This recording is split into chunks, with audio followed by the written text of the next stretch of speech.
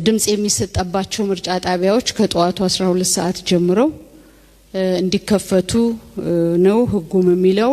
ቦርዱም ይሄንን አስተላልፏል። ስለዚህ ካሉን ምርጫ ጣቢያዎች በጠዋት በሰዓቱ በ12 ሰዓት የተከፈቱት ወደ 50188 ጣቢያዎች በሰዓቱ ተከፍተዋል።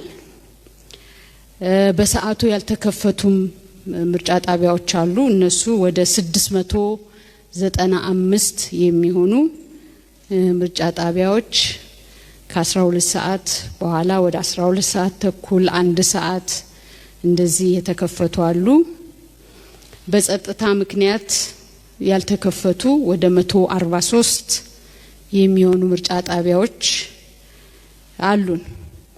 እንግዲህ የቁሳቁስን ስርጭት በተመለከተ ቀደም ብዬ እንደገለጽኩት ይሄ የድምጽ መስጫ ቁሳቁሶች ከውጭ ሀገር ከመጡ ጊዜ ጀምሮ ያው በተለያዩ መጋዘኖች ተቀምጠው በዛም ደግሞ የማደራጀት ስራ ተሰርቶ ታሽገው ወደ ምርጫ ክልል ከምርጫ ክልል ወደ ምርጫ ጣቢያ ተጓጉዘው በሁሉም ቦታ ላይ በትናንትናው ዕለት እስከ ምሽቱ 12 ሰዓት አካባቢ ድረስ ተጠናቀው በየምርጫ ጣቢያዎቹ ሁሉም ቁሳቁሶች እንዲደርሱ ተደርገዋል።